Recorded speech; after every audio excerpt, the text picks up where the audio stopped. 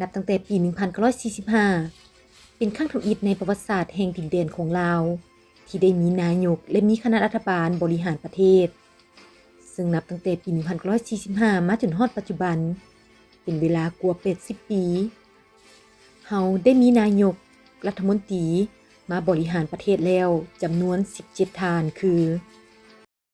นายกรัฐมนตรีแห่งคณะรัฐบาลลาวอิสระในวันที่12เดือนตุลาคม 1945และเป็นนายกรัฐมนตรีแห่งคณะรัฐบาลลาวพัฒถิ่น 2. เจ้าสุวรรณราชนายกในรัฐบาลสุทธิอิฐแห่งระบอบราชาอาณาจักรลาว 3. เจ้าบุญอุ้มณจำปาสักนายกคนที่2ในรัฐบาลชุดที่2และชุดที่13แห่งราชอาณาจักรลาว 4. พญาหัวของผุยสนนิกรนายกในคณะรัฐบาลชุดที่3และ9แห่งคณะรัฐบาลราชอาณาจักรลาว 5. เจ้าสุวรรณภูมิมานายกในคณะรัฐบาลชุดที่4 6 7 8 12 14และ15แห่งพระราชอาณาจักรลาว 6. พญากระต่ายดลสโสฤทธิ์นายกในคณะรัฐบาลชุดที่5แห่งราชอาณาจักรลาว 7. ท่านกุอภัยนายกในคณะรัฐบาลชุดที่10แห่งราชอาณาจักรลาว 8. เจ้าสุมสนิทนายกในคณะรัฐบาลชุดที่11แห่งพระราชอาณาจักรลาว 9. ท่านไก่สอนพรหมวิหารนายกคนทำอิฐในคณะรัฐบาลชุดที่1และ2ของระบบสาธารณรัฐประชาธิปไตยประชาชนลาว 10. ท่านคำไต่ศรีพันดรนายกคนที่2ในคณะรัฐบาลชุดที่3แห่งสปป.ลาว 11. ท่านจุมมาลีไสยสอนนายกคนที่3ในคณะรัฐบาลชุดที่4แห่งสปป.ลาว 12. ท่านบุญยังวรจิตนายกคนที่4ของระบอบสปป.ลาวในคณะรัฐบาลชุดที่5 13. ท่านบัวสอนบุภาวันนายกคนที่5แห่งสปป.ลาวในคณะบริหารชุดที่6 14. ท่านท้องสิงห์ธรรมวงศ์นายกคนที่6แห่งสปป.ลาวในคณะรัฐบาลชุดที่7 15. ท่านทองรุนศรีสุฤทธิ์นายกคนที่7แห่งสปป.ลาวในคณะบริหารงานชุดที่8ของสปป.ลาว 16. ท่านพันคำวิภาวันนายกคนที่8แห่งสปป.ลาวคณะบริหารงานชุดที่9 17. ท่านสอนไซศรีพันดรนายกคนที่9แห่งสปป.ลาวในคณะรัฐบาลชุดที่9แห่งสปป.ลาวการปกครองในระบบราชอาณาจักรลาวเริ่มมีคณะรัฐบาลสุทธิอิฐที่รับรองโดยเจ้าชีวิตครั้งทำอิฐในปี 1947 ในช่วงเวลาที่อยู่ในระบบราชอาณาจักรตลอดเวลา17ปีนับแต่ปี 1947 หาปี 1974 ได้มีคณะรัฐบาลทั้งหมด15สุดซึ่งในแต่ละคณะรัฐบาลแต่ละสุดล้วนแต่มีความสับสนวุ่นวายและมีหลายสุดที่ดำรงตำแหน่งเพียงระยะสั้นๆเท่านั้นลาวเคยตกเป็นหัวเมืองขึ้นของสยามเป็นเวลา114ปีมาถึงปี 1893 พวกลาวเมืองขึ้นฝรั่งได้ตกลงแบ่งแยกดินแดนลาวกับสยามเพื่อปกครองโดยกำหนดเอาแม่น้ำคองเป็นเขตชายแดนคนลาวมีมุนเสื้อการต่อสู้บ่ยอมจำนนตลอดเวลาที่ตกเป็นหัวเมืองขึ้นของพวกจักรพรรดิต่างดาว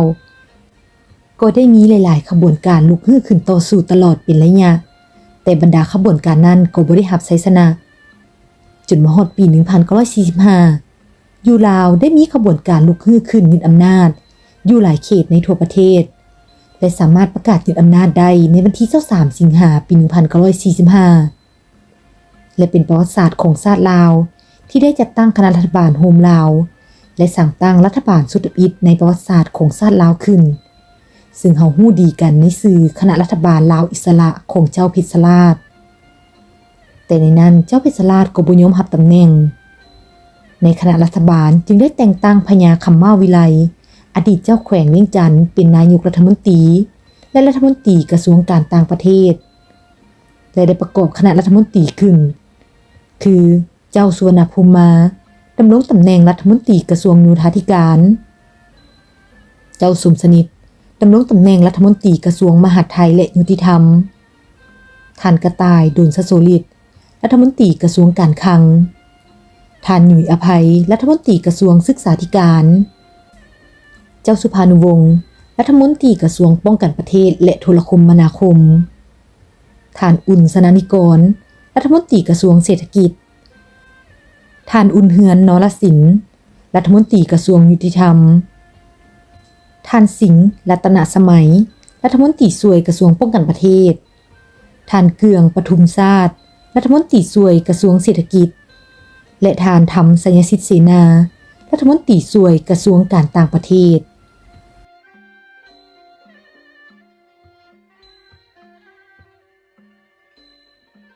มาฮอดวันที่15 เมษายน ปี 1946 ฝรั่งได้กลับคืนมาปกครองลาวเป็นครั้งที่2ขบวนการลาวอิสระลปลจึงได้อพยพไปลี้ภัยอยู่ประเทศไทยแล้วได้จัดตั้งคณะรัฐบาลพัดถิ่นประกอบมีดังนี้พญาคำเมาวิไลดำรงตำแหน่งนายกรัฐมนตรีท่านกระต่ายดุลสโสฤทธิ์รัฐมนตรีกระทรวงโฆษณาการเจ้าคำตันรัฐมนตรีกระทรวงการคลังเจ้าสุวรรณภูมิรัฐมนตรีกระทรวงโยธาธิการเจ้าสุภานุวงศ์รัฐมนตรีกระทรวงป้องกันประเทศและทหารนอกจากนี้ก็ได้มีหลายท่านเข้าร่วมเช่นเจ้าสมสนิทและท่านเหลื่อมอินทรีเสียงใหม่และสภาพการในลาวเมื่อฝรั่งกลับเข้ามายึดครองแผ่นดินลาวได้หมดแล้วก็ได้ขับไล่รัฐบาลลาวออกไปจากนครเวียงจันทน์ได้สำเร็จจึงได้มีการเจรจาสองฝ่ายเปิดขึ้นโดยฝ่ายลาวมีพระบาทสมเด็จพระเจ้าศรีสว่างวงศ์และฝ่ายฝรั่งโดยมีท่านเดอเลมงการเจรจาเกยาวเกือบ3 เดือนจึงตกลงกันได้และลงนามเซ็นสัญญาสัวขาวขึ้นที่นครเวียงจันทน์เมื่อวันที่27 สิงหาคม ปี 1946ซึ่งสัญญาได้ตกลงให้ลาวเป็นรัฐเอกราชในเครือสหพันธ์ของฝรั่งมีรัฐธรรมนูญมีสภาและมีรัฐบาลปกครองตนเองตามระบบราชาธิปไตยอยู่ในสหพันธ์ฝรั่งซึ่งมีเวียดนามเขมรและลาวเป็นสหพันธ์รัฐในการดูแลของฝรั่งซึ่งฝรั่งจะยึดอำนาจทางด้านการทหารเศรษฐกิจและมาฮอดวันที่27 เดือน 5 ปี 1947 จึงได้ประกาศนำใช้รัฐธรรมนูญแห่งพระราชอาณาจักรลาวและคณะรัฐบาลสุดมิตรแห่งราชอาณาจักรลาวตามพระราชองค์การฉบับเลขที่ 148 ลงวันที่10 เดือน 7 ปี 1947 โดยทรงพระราชทานแต่งตั้งเจ้าสุวรรณราชดำรงตำแหน่งนายกรัฐมนตรีคนอิฐแห่งพระราชอาณาจักรลาวเจ้าสุวรรณราชดำรงตำแหน่งนายกรัฐมนตรีกระทรวงมหาดไทยและป้องกันประเทศเจ้ากินดาวงศ์รัฐมนตรีกระทรวงเศรษฐกิจโยธาธิการและขนส่งท่านอู่ทองสุวรรณวงศ์รัฐมนตรีกระทรวงการคลังท่านผุยสนานิกรรัฐมนตรีกระทรวงศึกษาสาธารณสุขและประชาสงเคราะห์ท่านกุอภัยรัฐมนตรีกระทรวงยุติธรรมและธรรมการและคณะรัฐบาลสุดทำอิฐนี้ก็ได้รับการปรับปรุงอีกครั้งตามพระราชโองการฉบับเลขที่ 3 ลงวันที่ 4 มีนาคม ปี 1948 เจ้าสุวรรณราชยังดำรงตำแหน่งนายกรัฐมนตรีเจ้ากินดาวงศ์รัฐมนตรีกระทรวงป้องกันประเทศท่านอู่ทองสุวรรณวงศ์รัฐมนตรีกระทรวงมหาดไทยท่านเหลื่อมอินทรีเทียงใหม่รัฐมนตรีกระทรวงการคลังท่านกุวรวงศ์รัฐมนตรีกระทรวงโยธายุติธรรมและธรรมการท่านบงสุวรรณวงศ์รัฐมนตรีกระทรวงเศรษฐกิจท่านกุอภัยรัฐมนตรีกระทรวงศึกษาธิการและสาธารณสุข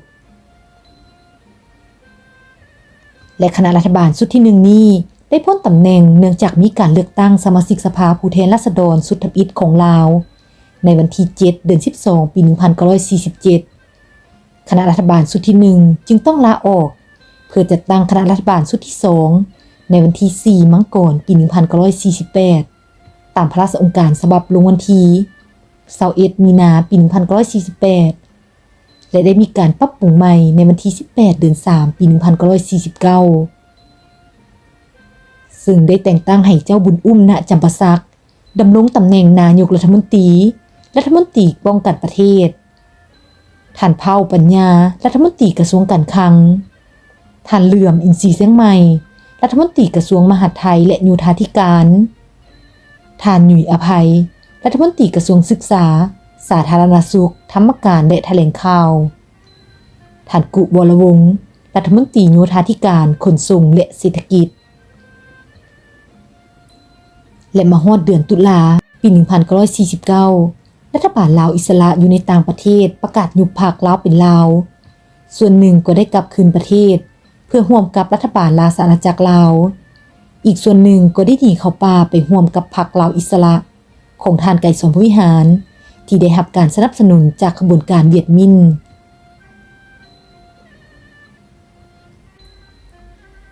ในวันที่27 กุมภาพันธ์ ปี 1950 ท่านผุยสันนิกรได้ขึ้นดำรงตำแหน่งนายกรัฐมนตรีและได้จัดตั้งคณะรัฐบาลชุดที่ 3 ขึ้นตามพระราชโองการฉบับเลขที่ 34 ลงวันที่28 กุมภาพันธ์ ปี 1950 ประกอบมีท่านผุยสันนิกรดำรงตำแหน่งนายกรัฐมนตรีป้องกันประเทศท่านอู่ทองสุวรรณวงศ์รัฐมนตรีต่างประเทศและรัฐมนตรีศึกษาธิการท่านกุวรวงศ์รัฐมนตรีมหาดไทยและธรรมการท่านเผ่าปัญญารัฐมนตรีกระทรวงการคลังท่านเหลื่อมอินทรีย์เสียงใหม่รัฐมนตรีกระทรวงเศรษฐกิจและในคณะรัฐบาลชุดที่ 3 นี้เจ้าสุวรรณภูมิมาและพญาคัมมาวิไลก็ได้กลับคืนมาและเข้าร่วมในคณะรัฐบาลชุดนี้โดยที่เจ้าสุวรรณภูมิมาดำรงตำแหน่งรัฐมนตรีโยธาธิการขนส่งแผนผังและโทรคมนาคมส่วนพญาคัมมาวิไลดำรงตำแหน่งรัฐมนตรียุติธรรมและสาธารณสุขเดือนสิงหาคม ปี 1951 พรรคชาติก้าวหน้าของอดีตผู้นำลาวอิสระที่นำโดยพญาคัมมาวิไลได้รับชัยชนะในการเลือกตั้งเข้าเป็นผู้แทนราษฎรสุดที่ 2 สมาชิกสภาส่วนหลายสนับสนุนเจ้าสุวรรณภูมิมาพระบาทสมเด็จพระเจ้าศรีสว่างวงศ์จึงได้มอบให้เสด็จเจ้าสุวรรณภูมิมาให้ประกอบคณะรัฐบาลขึ้นตามพระราชโองการฉบับเลขที่286ในวันที่23 เดือนธันวาคม ปี 1951 โดยที่เจ้าสุวรรณภูมิมาดำรงตำแหน่งนายกรัฐมนตรีโยธาขนส่งแผนผังและไปรษณีย์ท่านผุยสนันนิกรรัฐมนตรีป้องกันประเทศมหาดไทยกีฬาและยุวชนพญาคัมมาวิไลรัฐมนตรียุติธรรมธรรมการสาธารณสุขและประชาสงเคราะห์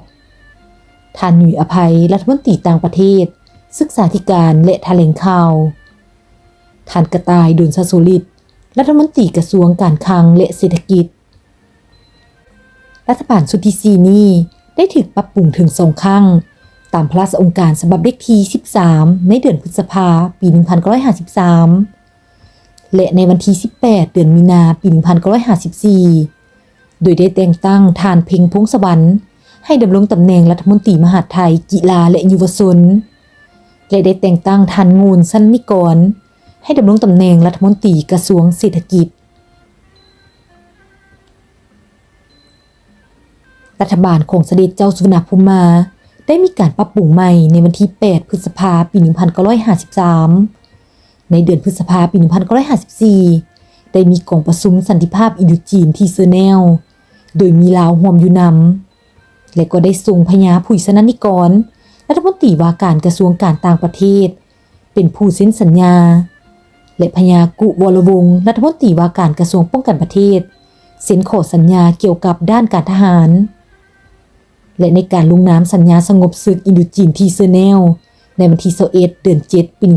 1954 และมาฮอดวันที่ 18 เดือน 9 ปี 1954 ได้มีการลอบฆาตกรรมท่านกุวรวงศ์ที่บ้านพักของพญาผุยสนันนิกรภายหลังพญากุวรวงศ์รัฐมนตรีกระทรวงป้องกันประเทศถูกฆาตกรรมเสด็จเจ้าสุวรรณภูมิมาก็ได้ลาออกจากการเป็นผู้นำคณะรัฐบาลพญากระต่ายดุลสสุริตอดีตรัฐมนตรีกระทรวงการคลังและทั้งเป็นประธานสภาแห่งชาติจึงได้ประกอบคณะรัฐบาลขึ้นในวันที่27 เดือน 11 ปี 1954 คณะรัฐบาลชุดที่ 5 ได้รับการสั่งตั้งขึ้น ตามพระราชโองการฉบับเลขที่397ลงวันที่29พฤศจิกายนปี1954โดยแมนพญากระต่ายดุลสโสฤทธิ์ดำรงตำแหน่งนายกรัฐมนตรีแห่งคณะรัฐบาลชุดที่5พร้อมทั้งเป็นรัฐมนตรีกระทรวงมหาดไทยและยุติธรรมเจ้าสุวรรณภูมิมารองนายกรัฐมนตรีและรัฐมนตรีกระทรวงป้องกันประเทศท่านผู้สันนิกรรองนายกรัฐมนตรีและรัฐมนตรีกระทรวงการต่างประเทศท่านหนุ่ยอภัยรัฐมนตรีกระทรวงศึกษาธิการพญาคำมาวิไลรัฐมนตรีกระทรวงธรรมการท่านเหลื่อมอินทรีเสียงใหม่รัฐมนตรีกระทรวงการคลังท่านพวงเพชรพานาเลศรัฐมนตรีช่วยการคลังท่านเพ็งพงษ์สวรรค์รัฐมนตรีโยธาธิการแผนผังขนส่งและคมนาคมท่านงูลสนนิกรรัฐมนตรีการค้าอุตสาหกรรมกีฬาและยุวชนดร.อุดมสุวรรณวงศ์รัฐมนตรีสาธารณสุขและโฆษณาการท่านทองดีสุนทรวิจิตรรัฐมนตรีเพาะปลูกและเลี้ยงสัตว์ท่านอุ่นเฮือนนรสิงห์รัฐมนตรีช่วยมหาดไทยมาฮอดวันที่25เดือน12ปี1955ได้มีการเลือกตั้งเอาผู้แทนราษฎรสุดที่3พรรคชาติก้าวหน้าก็ได้รับชัยชนะอีกครั้งพญากระต่ายได้ลาออกจากการเป็นผู้นำคณะรัฐบาลและเจ้าสุวรรณภูมิมาจึงได้ประกอบคณะรัฐบาลชุดที่6ขึ้นตามพระราชโองการฉบับเลขที่76ลงวันที่21เดือนมีนาปี1956โดยที่เจ้าสุวรรณภูมิมาดำรงตำแหน่งนายกรัฐมนตรีและพร้อมทั้งเป็นรัฐมนตรีกระทรวงการต่างประเทศป้องกันประเทศโยธาธิการท่านกระต่ายดุลสโสฤทธิ์รองนายกรัฐมนตรีท่านหนุ่ยอภัยรัฐมนตรีมหาดไทยและสังคมสงเคราะห์ท่านเหลื่อมอินทรีเสียงใหม่รัฐมนตรีการคลังเศรษฐกิจและแผนผังท่านงูลสนนิกรรัฐมนตรีกระทรวงศึกษาธิการกีฬาและยุวชนท่านอุ่นเฮือนนรสิงห์รัฐมนตรียุติธรรมและธรรมการเจ้าสุขบัววงศ์รัฐมนตรีโยธาธิการและขนส่งท่านท้องดีสุนทรวิจิตรรัฐมนตรีไปรษณีย์โทรคมนาคมท่านอุดมสุวรรณวงศ์รัฐมนตรีกระทรวงสาธารณสุขและอุตสาหกรรมท่านบัวศรีรัฐมนตรีช่วยว่าการสำนักนายกรัฐมนตรีท่านธงสุทธิวงศ์นราชรัฐมนตรีช่วยสำนักนายกรัฐมนตรีท่านหนูอิ่งรัตนวงศ์รัฐมนตรีช่วยกระทรวงยุติธรรมท่านหนูพาดจุลมณีรัฐมนตรีช่วยว่าการกระทรวงเกษตรเจ้าสมสนิทรัฐมนตรีช่วยกระทรวงมหาดไทยและสังคมสงเคราะห์เจ้านิดนอคำรัฐมนตรีช่วยการคลังเศรษฐกิจและแผนผัง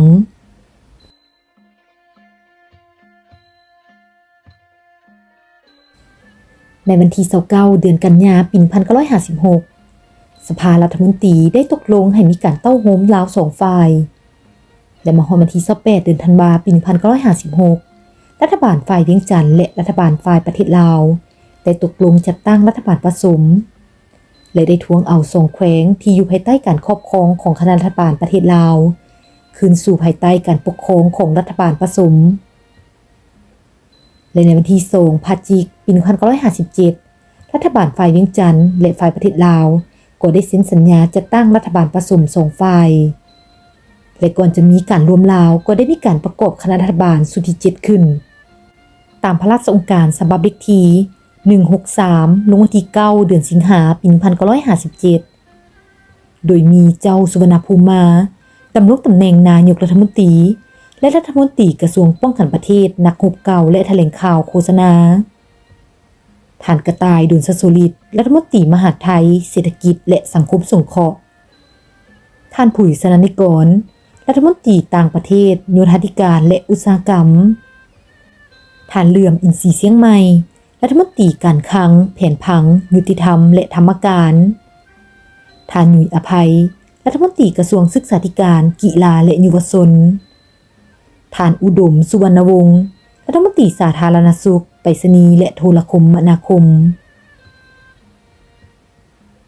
และคณะรัฐบาลชุดที่7นี้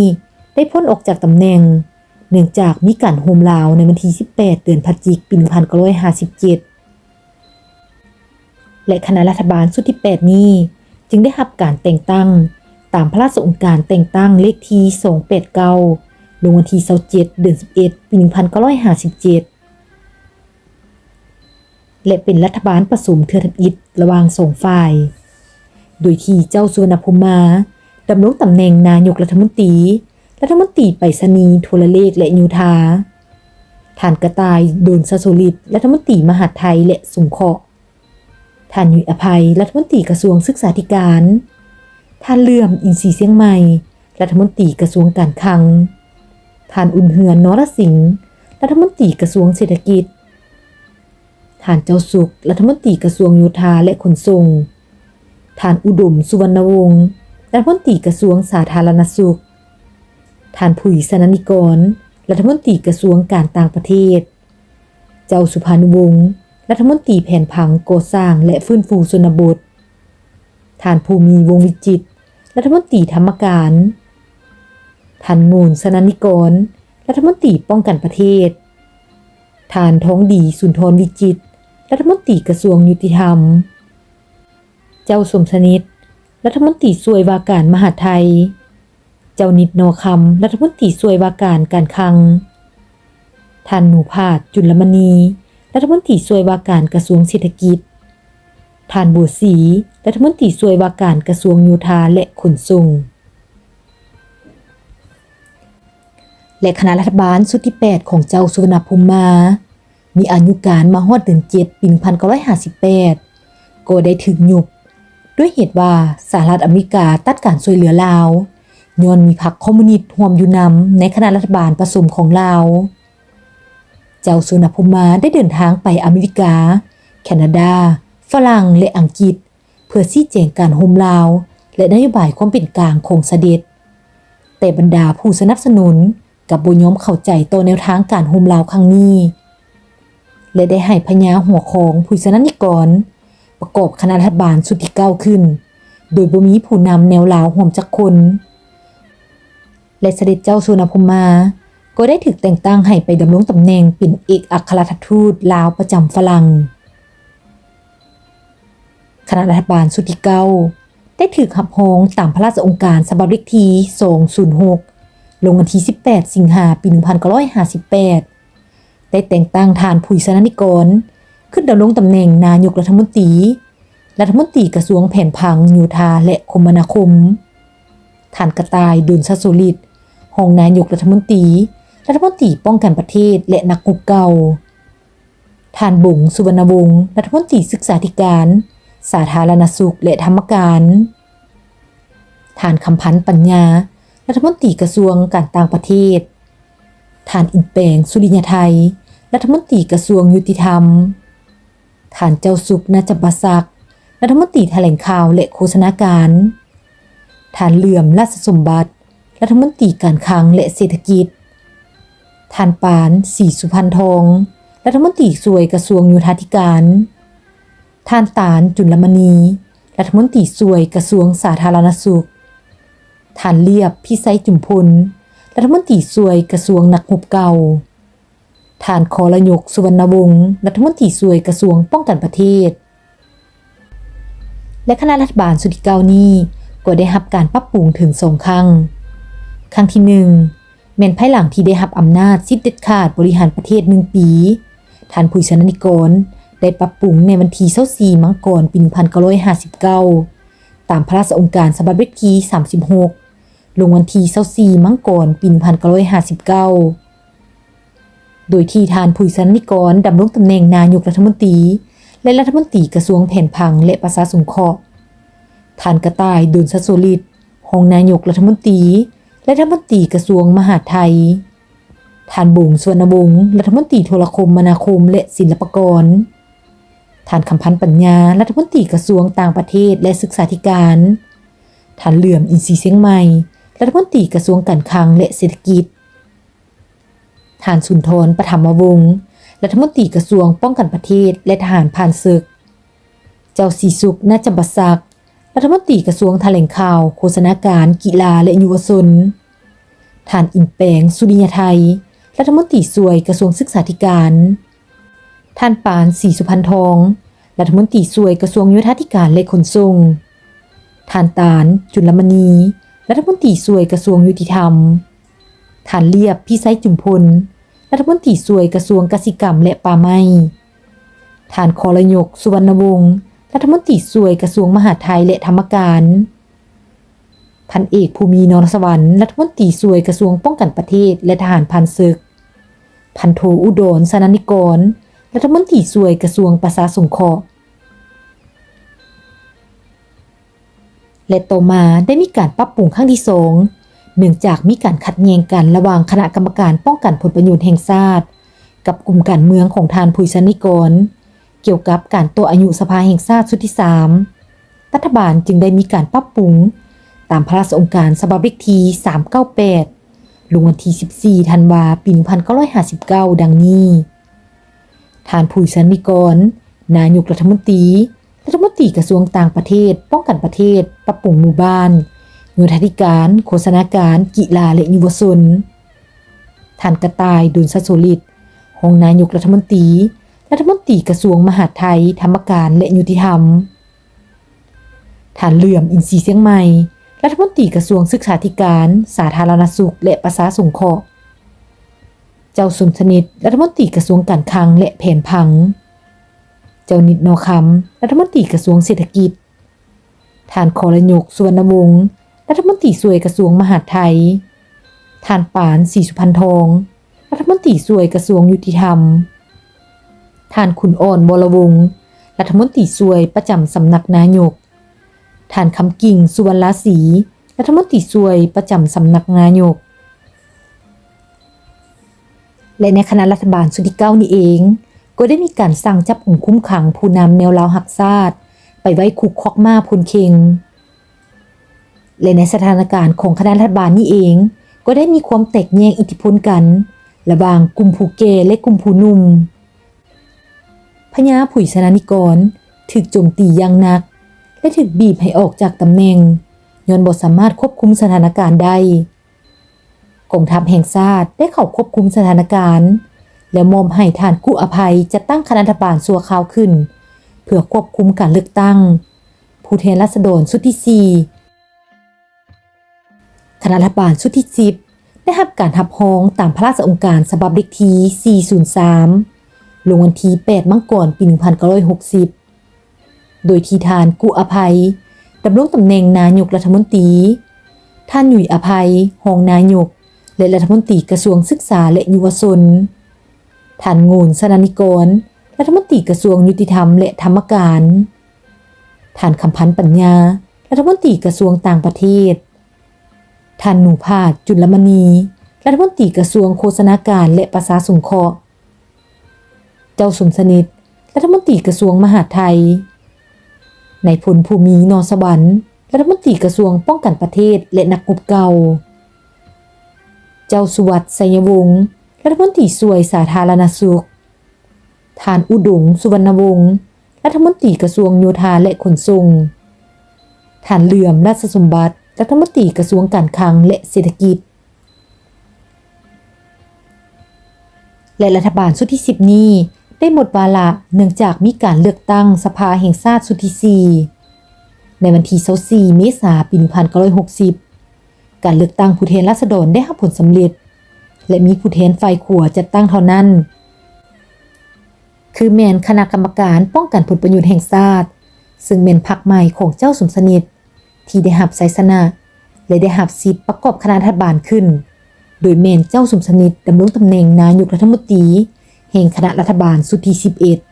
11คณะรัฐบาลชุดที่11ได้ถือการรับรองตามพระราชองค์การฉบับเลขที่151ลงวันที่6เดือนมีนาคมปี1960คณะรัฐบาลชุดที่11ของเจ้าสมสนิทประกอบมีเจ้าสมสนิทนายกรัฐมนตรีมหาดไทยและปรับปรุงฐานะข้าราชการท่านคำพันธ์ปัญญารัฐมนตรีต่างประเทศนายพลภูมินรสวรรค์รัฐมนตรีกระทรวงป้องกันประเทศและนักรบเก่ากีฬาและเยาวชนท่านอินแปลงสุริยไทยรัฐมนตรีกระทรวงคลังและแผนผัง ท่านโงนสนานิกรรัฐมนตรีกระทรวงยุติธรรมและธรรมการท่านเลื่อมอินทรีย์เสียงใหม่รัฐมนตรีกระทรวงโฆษณาและประชาสงเคราะห์ท่านนิตสิงหราชรัฐมนตรีโยธาธิการโทรคมนาคมและขนส่งท่านแก้ววิภากรรัฐมนตรีเศรษฐกิจและปรับปรุงหมู่บ้านท่านหยุยอภัยรัฐมนตรีศึกษาธิการและศิลปากรท่านกูแก้วไซโกศรีรัฐมนตรีกระทรวงสาธารณสุขท่านพวงเพชรพรรณเลศรัฐมนตรีช่วยว่าการคลังและแผนผังท่านอุวรวงศ์รัฐมนตรีช่วยว่าการโยธาธิการโทรคมนาคมและขนส่งท่านโบวรรณ นรสิงห์รัฐมนตรีช่วยว่าการยุติธรรมและธรรมการพญาตุบีลีฝูงรัฐมนตรีช่วยว่าการโฆษณาการและประชาสงเคราะห์และมาฮอดวันที่9เดือน8ปี1960ในขณะที่คณะรัฐบาลกำลังประกอบพิธีถวายพระเพลิงเจ้ามหาชีวิตศรีสว่างวงศ์อยู่ที่หลวงพระบางห้อยเอกกองแลได้นำพาลูกน้องประมาณ800คนก่อรัฐประหารคนล้มรัฐบาลของเจ้าสมสนิทลงการสับสนอลเวงภายในประเทศก็นับมือทวีคูณขึ้นการแทรกแซงจากต่างประเทศนับมือขยายอิทธิพลออกกลายเป็นสงครามการเมืองล้าวขาลาวอย่างหลีกเลี่ยงบ่ได้เจ้าสุวรรณภูมิมาที่ได้เสด็จกลับมาจากฝรั่งเพื่อร่วมงานถวายพระเพลิงเจ้ามหาอุปราชพิศราชผู้เป็นอ้ายและก็ได้สละตำแหน่งเอกอัครราชทูตเพื่อมาเป็นผู้แทนราษฎรและได้ถูกเลือกให้เป็นประธานสภาและได้รับมอบให้ประกอบคณะรัฐบาลขึ้นเบื้องต้นพระมหากษัตริย์บ่ทรงยอมลงพระปรมาภิไธยแต่งตั้งรัฐบาลเจ้าสุวรรณภูมิมาซึ่งเป็นรัฐบาลของคณะรัฐประหารเพราะฉะนั้นเจ้าสุวรรณภูมิมาจึงได้ตกลงปรองดองกับคณะปราบปรามรัฐประหาร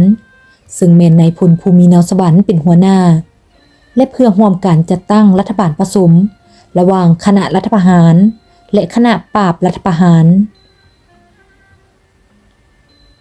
และก็ได้รับพระราชทานพระราชองค์การแต่งตั้งฉบับเลขที่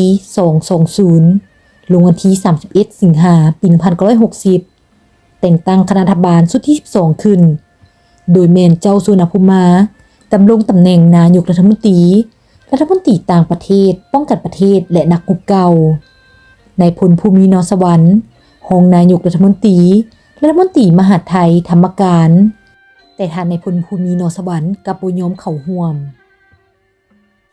ท่านหยุยอภัยรัฐมนตรีศึกษาธิการและศิลปากรท่านเลื่อมอินทรีย์เสียงใหม่รัฐมนตรีกระทรวงเศรษฐกิจท่านอิฐแปลงสุริยไทยรัฐมนตรีกระทรวงการคลังท่านอุวรวงศ์รัฐมนตรีไปรษณีย์โทรเลขและโทรคมนาคมท่านกิมิมพ้นเสนารัฐมนตรีโฆษณาการท่านคำสุขแก้วลารัฐมนตรีกระทรวงสาธารณสุขท่านตูบีลี่ฟูงรัฐมนตรีกระทรวงยุติธรรมท่านคำสิงห์มูลโบราราชรัฐมนตรีโยธาธิการและขนส่งนายพลอ้วนลาติกุลรัฐมนตรีช่วยว่าการป้องกันประเทศและนักรบเก่าท่านคำกิ่งสุวรรณศรีรัฐมนตรีกระทรวงต่างประเทศเจ้าศรีสุมังศรีเฉลิมศักดิ์รัฐมนตรีกระทรวงปรับปรุงหมู่บ้านเจ้าบุญอ้อมณจำปาสักรัฐมนตรีกระทรวงมหาดไทยและธรรมการการสร้างตั้งคณะรัฐบาลของเจ้าสุวรรณภูมิมาครั้งนี้คณะปราบปรามรัฐประหารบ่ยอมเข้าร่วมนำและมาฮอดวันที่10เดือน9ปี1960นายพลภูมินรสวรรค์และเจ้าบุญอุ้มณจำปาสักได้รวบรวมสสได้หลายกว่าครึ่งแล้วได้เปิดประชุมสภาขึ้นที่สวรรณเขตและได้ลงมติล้มรัฐบาลของเจ้าสุวรรณภูมิมาวันที่9เดือน10ปี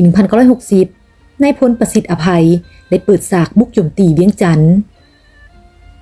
วันที่10เดือน12ปี1960เจ้าสุวรรณภูมิมาจำต้องไปลี้ภัยอยู่นครพนมวันที่13-16เดือน12ปี1960กองทหารสวรรณเขตได้บุกตีเวียงจันทน์กองทัพของห้อยเอกกองเลได้ต่อสู้กับกองทัพของนายพลภูมินรสวรรค์กลายเป็นศึกใหญ่กลางเวียงจันทน์สงครามกลางเมืองที่เผาผลาญทำลายบ้านเมืองไฟฟ้ามอดดับทางเมืองสถานที่สำคัญต่างๆเป็นคุ้มๆถูกไฟไหม้ผู้คนล้มตายเกือบ 2,000 กว่าคน และหลังจากฝ่ายนายพลภูมินรสวรรค์ยึดได้นครเวียงจันทร์สำเร็จจึงได้ตั้งคณะรัฐบาลใหม่ขึ้นและคณะรัฐบาลชุดที่13คือคณะรัฐบาลชุดปราบปรามคณะรัฐประหารกองแลได้รับการรับรองตามพระราชองค์การเลขที่283ลงวันที่14ธันวาคมปี1960รัฐบาลชุดนี้เป็นรัฐบาลที่ปราบปรามคณะรัฐประหารของห้อยเอกกองแลโดยบ่ได้ผ่านการไว้วางใจจากสภาแห่งชาติแต่อย่างใดและเมื่อคณะปราบปรามรัฐประหารควบคุมเวียงจันทน์ได้แล้วจึงได้ผ่านการไว้วางใจในสภาแห่งชาติในวันที่5มีนาคมปี1961คณะรัฐบาลชุดที่13ประกอบด้วยเจ้าบุญอุ้มณจำปาสักนายกรัฐมนตรีและรัฐมนตรีกระทรวงการต่างประเทศนายพลภูมินรสวรรค์รองนายกรัฐมนตรีและรัฐมนตรีป้องกันประเทศนักรบเก่าท่านบัววันนรสิงห์รัฐมนตรียุติธรรมแถลงข่าวและโฆษณาการท่านเหลื่อมอินทรีย์เสียงใหม่รัฐมนตรีกระทรวงมหาดไทยท่านพวงเพชรพนาเรศรัฐมนตรีกระทรวงการคลังและแผนผังพญาตุบีลีฟูงรัฐมนตรีกระทรวงสาธารณสุขและประชาสงเคราะห์ท่านงูลสนานิกรรัฐมนตรีกระทรวงเศรษฐกิจเจ้าบุญอ้อมณจำปาสักรัฐมนตรีกระทรวงธรรมการเจ้าศรีสุขณจำปาสักรัฐมนตรีประจำสำนักนายกรัฐมนตรีท่านคำพันธ์ปัญญารัฐมนตรีโยธา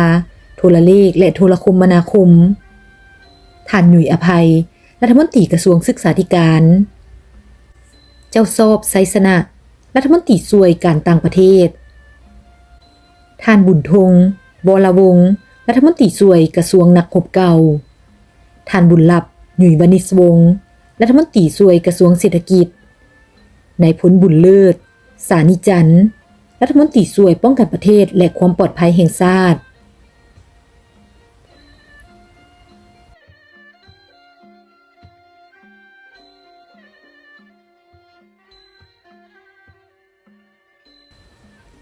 นับแต่ปี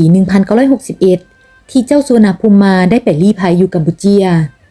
และหลังจากนั้นเจ้าสุวรรณภูมิมาก็ได้เดินทางไปหลายประเทศเพื่อพบปะผู้นำเพื่ออธิบายนโยบายความเป็นกลางให้หลายประเทศได้เข้าใจในเดือนพฤษภาคมปี1961คณะกรรมการกวดกาสากลได้กลับคืนมากวดกาอยู่ลาวอีกครั้งและได้ประกาศให้มีการหยุดยิงในวันที่16เดือน5ปี1961จึงได้เปิดกล่องประชุมเจรจาอยู่ที่เจนีวาวันที่22เดือน6ปี1961ได้มีการพบปะกันระหว่าง3เจ้าอยู่ที่ซูริกวันที่12เดือน6ปี1962ได้มีการพบปะกันอีกครั้งอยู่ที่หินเหิบและวันที่23เดือน7ปี1962ได้มีการตกลงประกอบคณะรัฐบาลผสมชั่วคราวแห่งชาติขึ้นเป็นครั้งที่2คณะรัฐบาลชุดที่14ได้ประกอบคณะรัฐบาลขึ้นระหว่าง3ฝ่าย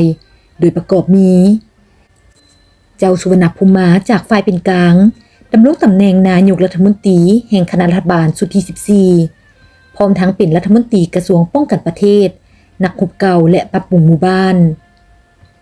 เจ้าสุภานุวงศ์จากฝ่ายซ้ายดำรงตำแหน่งรองนายกรัฐมนตรี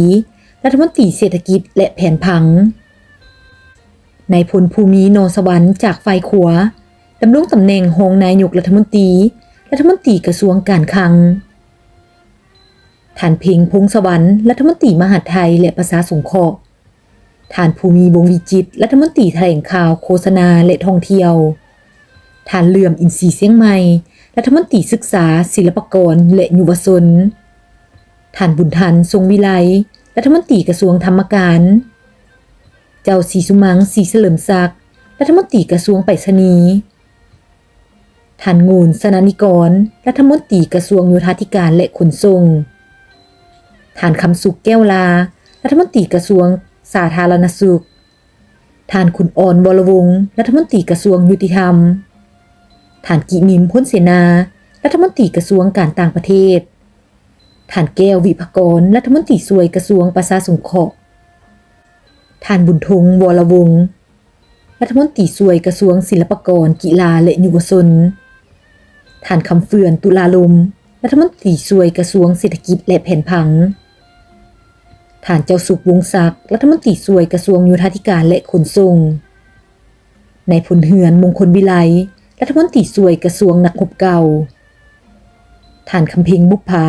รัฐมนตรีช่วยกระทรวงปรับปรุงหมู่บ้าน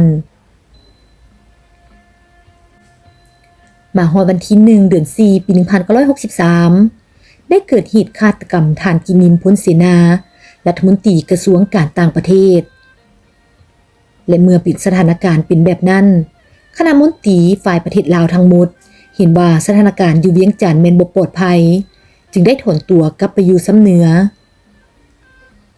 และเห็นให้รัฐบาลผสม3ฝ่ายจำเป็นต้องได้แยกออกจากกันเจ้าสุวรรณภูมิมาจำเป็นต้องได้ปรับปรุงคณะรัฐบาลและคณะรัฐบาลชุดที่14ของเจ้าสุวรรณภูมิมานี่แม้นได้รับการปรับปรุงถึง5ครั้งครั้งที่1ในวันที่22พฤษภาคมปี1963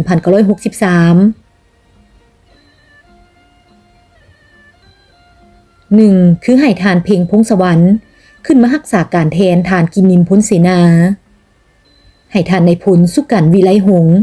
เป็นรัฐมนตรีช่วยว่าการนักรบเก่าแทนในพลเฮือนมงคลวิไลและให้ทานอูทองสุวรรณวงศ์เป็นรัฐมนตรีกระทรวงสาธารณสุขแทนทานกำสุขแก้วลาให้เจ้าศรีสุมังศรีเฉลิมศักดิ์ว่าการแทนทานภูมิวงศ์วิจิตรและให้ทานงูลสนันติกร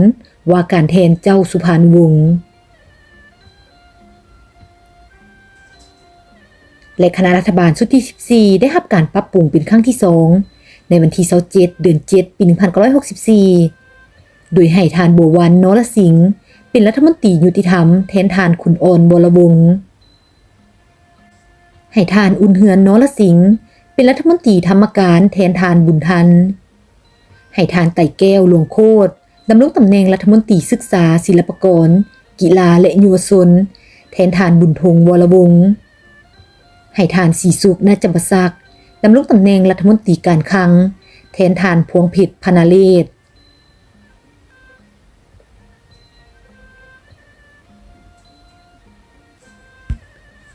มาฮอดวันที่5เดือนกุมภาพันธ์ปี1965ในพลกุประสิทธิ์อภัยพร้อมด้วยในพลทหารไฟขัวได้ทำการปฏิบัติขับไล่ในพลภูมินสวรรค์รองนายกรัฐมนตรีแห่งรัฐบาลผสม3ฝ่ายฉะนั้นนายพลภูมินสวรรค์นายพลศรีโหลานพุทธกุลและนายพลเท่ามาจึงได้หนีข้ามไปฝั่งประเทศไทยเพื่อไปขอลี้ภัยทางการเมืองและคณะรัฐบาลของเจ้าสุวรรณภูมิมาจึงได้มีการปรับปรุงคณะรัฐบาลเป็นครั้งที่3ในวันที่11มีนาปี1965โดยให้ทานเหลื่อมอินทรีเสียงใหม่ขึ้นเป็นรองนายกรัฐมนตรีแทนนายพลภูมินสวรรค์ทานศรีสุขนาจำปาสักดำรงตำแหน่งรัฐมนตรีกระทรวงการคลังแทนทานภูมินสวรรค์ให้ทานอุ่นเฮือนนรสิงห์ดำรงตำแหน่งรัฐมนตรีกระทรวงยุติธรรมแทนทานบัววันนรสิงห์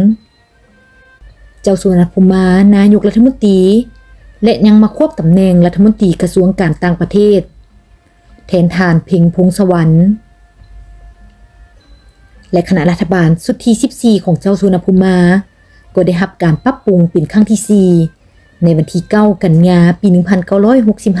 1965ตามคำเสนอของผู้แทนราษฎรชุดที่5ให้ทานอินแปลงสุริยไทยอดีตรองประธานสภาแห่งชาติเป็นรัฐมนตรีกระทรวงยุติธรรมแทนทานอุ่นเฮือนนรสิงห์ให้เจ้าบุญอ้อมณจำปาสักดำรงตำแหน่งรัฐมนตรีกระทรวงธรรมการแทนทานอุ่นเฮือนนรสิงห์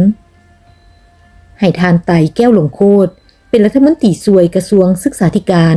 ยุวชนสาธารณสุขแทนทานอู่ทองสุวรรณวงศ์ที่ถูกแต่งตั้งให้ไปเป็นประธานสภารัฐมนตรีให้ทานคำเพ็งบุปผาพ้นจากตำแหน่งรัฐมนตรีช่วยกระทรวงปรับปรุงหมู่บ้านเนื่องจากผู้เกี่ยวได้ขอลาออกและเจ้าสุวรรณภูมิมาก็ได้เข้ามาดำรงตำแหน่งควบตำแหน่งรัฐมนตรีกระทรวงปรับปรุงหมู่บ้านและคณะรัฐบาลชุดที่14ของเจ้าสุวรรณภูมิมาได้รับการปรับปรุงอีกครั้งเป็นครั้งที่5ในวันที่2มีนาปี1967ดังนี้ทานคำไพอภัย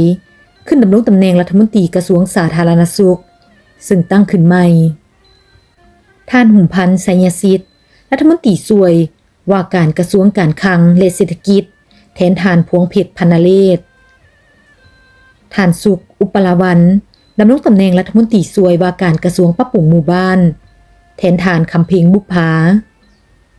ท่านคำเลียนประสงค์เวียงคำเป็นรัฐมนตรีช่วยว่าการศึกษากีฬาและยุวชนและศิลปากร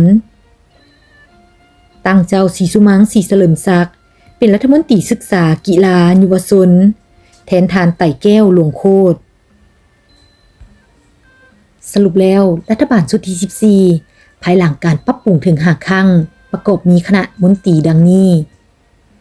เจ้าโสนภูมาเป็นนายกรัฐมนตรีรัฐมนตรีกระทรวงป้องกันประเทศนักรบเก่ากระทรวงการต่างประเทศและปรับปรุงหมู่บ้านเจ้าสุพรรณวงศ์รองนายกรัฐมนตรีและรัฐมนตรีเศรษฐกิจและแผนผังท่านเหลื่อมอินทรีย์เสียงใหม่รองนายกรัฐมนตรีศึกษากีฬาศิลปากรและยุวชนท่านเพ็งพงษ์สวรรค์รัฐมนตรีมหาดไทยและประชาสงเคราะห์เจ้าศรีสุขนาถจำปาสักรัฐมนตรีกระทรวงการคลังท่านอินแปงสุริยไทยรัฐมนตรีกระทรวงยุติธรรมท่านภูมิวงศ์วิจิตรรัฐมนตรีแถลงข่าวโฆษณาการและท่องเที่ยวเจ้าศรีสุมังศรีเฉลิมศักดิ์รัฐมนตรีไปรษณีย์และโทรคมนาคมท่านงูนสนันนิกรรัฐมนตรีโยธาธิการและขนส่งเจ้าบุญอ้อมณจำปาสักรัฐมนตรีกระทรวงธรรมการท่านแก้ววิภกรหรือพญารัตนวิจิตรดำรงตำแหน่งรัฐมนตรีช่วยว่าการกระทรวงประชาสงเคราะห์ท่านคำเฟื่อนตุลาลมรัฐมนตรีช่วยว่าการเศรษฐกิจและแผนผังท่านเจ้าสุขรัฐมนตรีช่วยว่าการโยธาธิการและขนส่งท่านสุกันวิไลสารรัฐมนตรีช่วยว่าการกระทรวงนักรบเก่าท่านสุขอุปลาวันรัฐมนตรีช่วยว่าการกระทรวงปรับปรุงหมู่บ้านท่านคำไพอภัยรัฐมนตรีช่วยว่าการกระทรวงสาธารณสุขท่านหุมพันธ์ไสยสิทธิ์รัฐมนตรีช่วยว่าการกระทรวงการคลังท่านเลียนประวงเวียงคำรัฐมนตรีช่วยว่าการกระทรวงศึกษาธิการศิลปากรและกีฬาและยุวชนมาฮอดปี 1974 รัฐบาลชุดที่15ซึ่งเป็นรัฐบาลชุดสุดท้ายของระบบราชอาณาจักรลาวจึงได้รับการประกอบขึ้นในวันที่5 เมษายน ปี 1974ซึ่งเป็นรัฐบาลผสม2ฝ่ายระหว่างฝ่ายเวียงจันทน์และฝ่ายแนวลาวหักชาติโดยแม่นเสด็จเจ้าโสนภูมาจากฝ่ายเวียงจันทน์ดำรงตำแหน่งนายกรัฐมนตรี 2. พญาภูมิวงศ์วิจิตรจากฝ่ายแนวลาวหักชาติดำรงตำแหน่งรองนายกรัฐมนตรีรัฐมนตรีกระทรวงการต่างประเทศ 3. พญาเหลื่อมอินทรีย์เสียงใหม่จากฝ่ายเวียงจันทน์ดำรงตำแหน่งรองนายกรัฐมนตรีรัฐมนตรีกระทรวงศึกษาธิการกีฬาศิลปากรและยุวชน 4. ท่านเพ็งพงษ์สวรรค์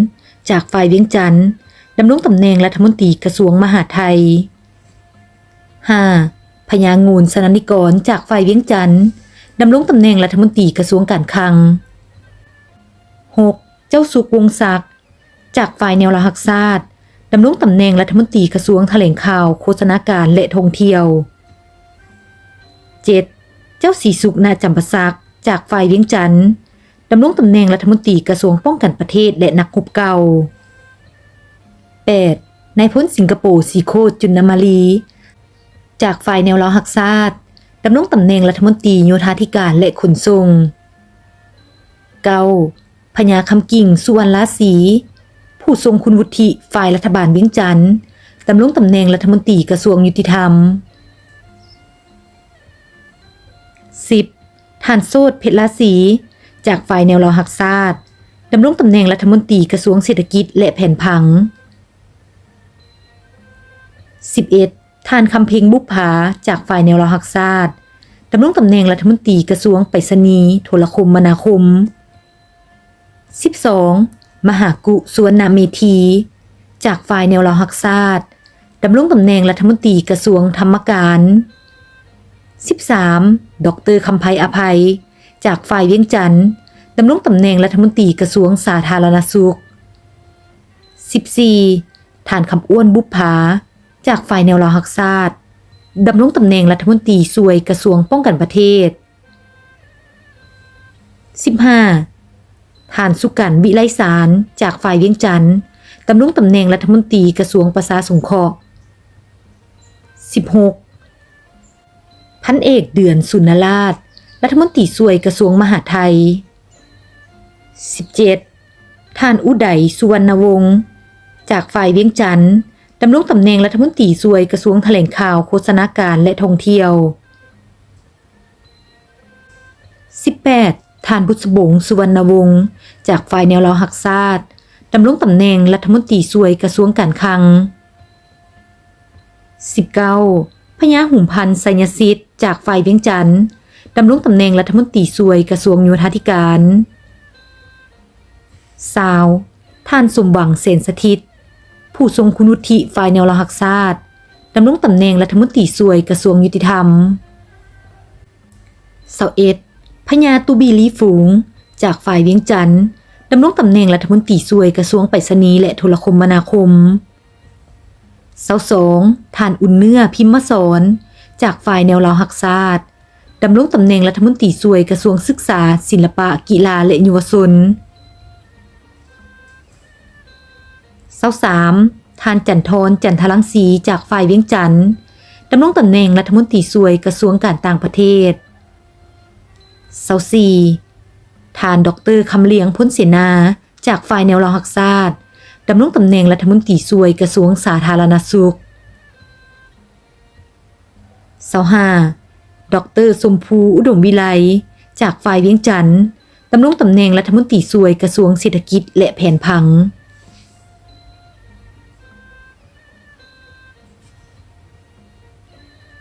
และนี่คือคณะรัฐบาลชุดที่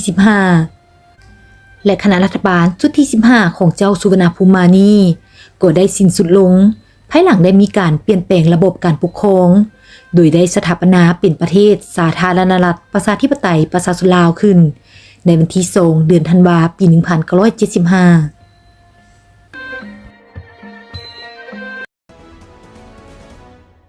นับตั้งแต่ลาวเฮาประกาศเปลี่ยนแปลงการปกครองจากประเทศราชอาณาจักรลาวมาเป็นประเทศสาธารณรัฐประชาธิปไตยประชาชนลาวในวันที่2ธันวาคมปี1975และบรรณาเกล่าวก็ได้ประกาศทานไกรสอนผู้วิหารให้ดำรงตำแหน่งเป็นนายกรัฐมนตรีคนอิฐของสปป.ลาวและก็ได้ประกอบโครงสร้างคณะรัฐบาลสุดอิฐของสปป.ลาวขึ้นและนับมาฮอดปัจจุบันนี้ก็เป็นสมัยที่9คณะรัฐบาลสมัยที่1ประกอบมี20ท่านมี12กระทรวงและ2องค์การเทียบเท่าซึ่งดำรงตำแหน่งตั้งแต่วันที่8เดือน12ปี1975จนถึงปี1985ประกอบมีบรรดาท่านดังนี้ 1. ท่านไกรสอนพรหมวิหารนายกรัฐมนตรี 2. ท่านหนูหักพุ่มสวรรค์รองนายกรัฐมนตรีรัฐมนตรีว่าการกระทรวงการเงิน 3. ท่านภูมิวงศ์วิจิตรรองนายกรัฐมนตรีรัฐมนตรีว่าการกระทรวงศึกษากีฬาและธรรมการ 4. ท่านพูนศรีประเสริฐรองนายกรัฐมนตรีรัฐมนตรีว่าการกระทรวงการต่างประเทศ 5. ท่านคำไต่ศรีพันดรรองนายกรัฐมนตรีรัฐมนตรีว่าการกระทรวงป้องกันประเทศ 6. ท่านสาลีวงศ์คำซาวรัฐมนตรีว่าการสำนักงานนายกรัฐมนตรี 7. ท่านศรีสวัสดิ์แก้วหุ่นพันธ์รัฐมนตรีว่าการสำนักนายกรัฐมนตรี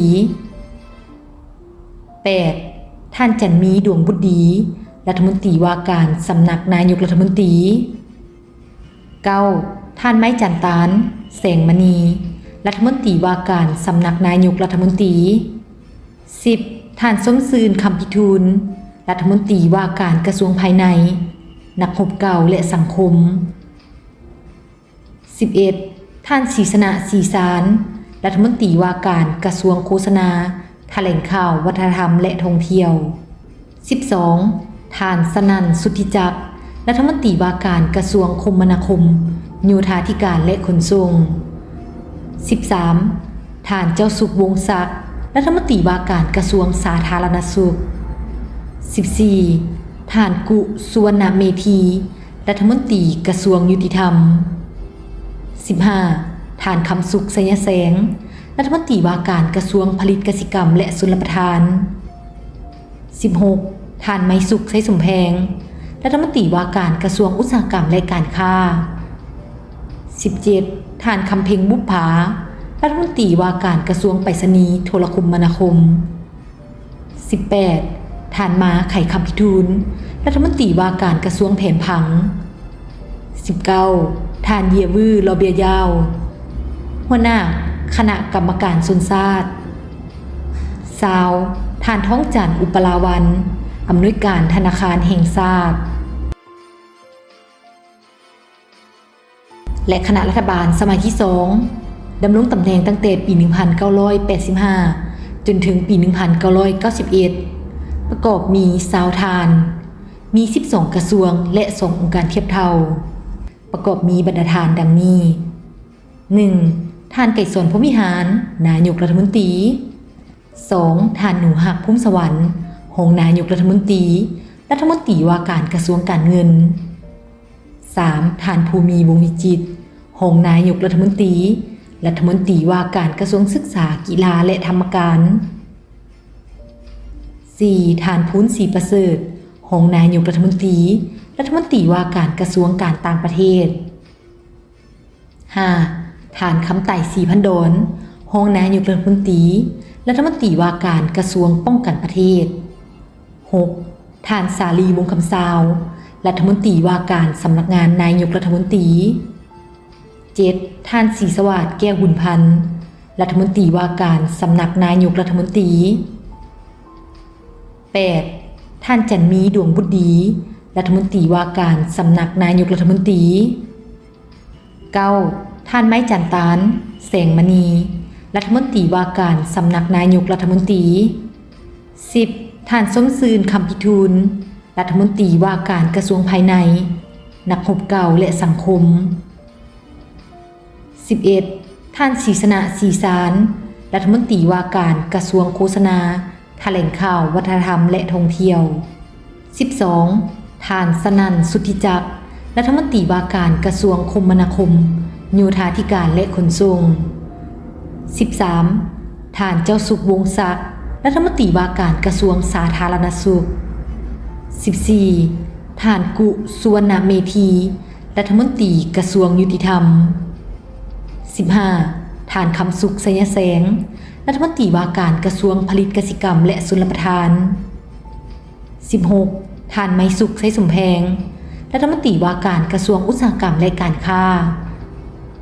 17. ท่านคำเพ็งบุปผารัฐมนตรีว่าการกระทรวงไปรษณีย์โทรคมนาคม 18. ท่านม้าไข่คำพิทูลรัฐมนตรีว่าการกระทรวงแผนผัง 19. ท่านเยียวือลอเบียยาวหัวหน้าคณะกรรมการชนชาติ 20. ท่านท้องจันทร์อุปราวันอำนวยการธนาคารแห่งชาติคณะรัฐบาลสมัยที่3ดำรงตำแหน่งตั้งแต่ปี 1991 จนถึงปี 1998 ประกอบมี 18ฐาน 11 กระทรวงและ 3 องค์การเทียบเท่า 1. ฐานคำไต่ศรีพันดรดำรงตำแหน่งนายกรัฐมนตรี 2. ฐานพูนศรีประเสริฐรองนายกรัฐมนตรีผู้ชี้นำเวียกงานการต่างประเทศ 3. ฐานคำผุยแก้วบุรพารองนายกรัฐมนตรีประธานคณะกรรมการแผนการและการร่วมมือ 4. พลโทจุมมลีไสยสอนรัฐมนตรีว่าการกระทรวงป้องกันประเทศ 5. ท่านเผ่าบุญผลรัฐมนตรีประจำสำนักนายกรัฐมนตรี 6. ท่านพลตรีอาซางลาวลีรัฐมนตรีว่าการกระทรวงภายใน 7. ท่านสมสวัสดิ์เล็งสวัสดิ์รองนายกรัฐมนตรีว่าการกระทรวงการต่างประเทศ 8. ท่านคำไสสุภานุวงศ์รัฐมนตรีว่าการกระทรวงการเงิน 9. ท่านพลเอกศรีสวัสดิ์แก้วบุญพันธ์รัฐมนตรีว่าการกระทรวงกสิกรรมและป่าไม้ 10. ท่านบัวทองวงโลคำรัฐมนตรีว่าการกระทรวงคมนาคมขนส่งไปรษณีย์และก่อสร้าง 11. ท่านพลโทอุสกันธรรมเทโวรัฐมนตรีว่าการกระทรวงแถลงข่าวและวัฒนธรรม 12. ท่านทองลุ้นศรีสุริตรัฐมนตรีว่าการกระทรวงการเงินและสวัสดิการสังคม 13. ท่านพิมพ์สอนเรืองคำมารัฐมนตรีว่าการกระทรวงศึกษาธิการ 14. ท่านสุริวงศ์ดาราวงศ์ประธานคณะกรรมการแผนการและการลงทุน 15. ท่านคำอ้วนบุพภารัฐมนตรีว่าการกระทรวงยุติธรรม 16. ท่านสมประดิษฐ์วรสารรัฐมนตรีว่าการกระทรวงการค้า 17. ท่านบุษบงสุวรรณวงศ์ผู้ว่าธนาคารแห่งสปป.ลาว